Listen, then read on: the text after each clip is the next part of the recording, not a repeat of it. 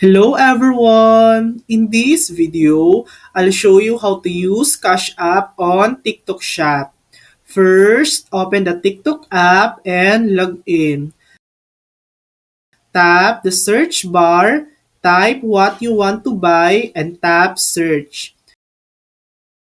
Look for the TikTok Shop tab at the top. If it's missing, it might be due to a glitch or regional availability. Tap on TikTok Shop, browse products, and tap one you like.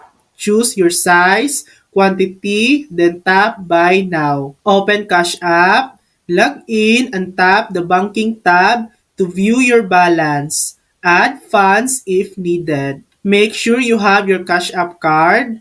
Tap the card icon to view your card number, expiration date, and CVC. Back in TikTok, select Pay with debit or credit card and enter your Cash App card details. And that's it. That's how to use Cash App on TikTok Shop. Thanks for watching. If this video helped you, please like and subscribe for more helpful tutorials.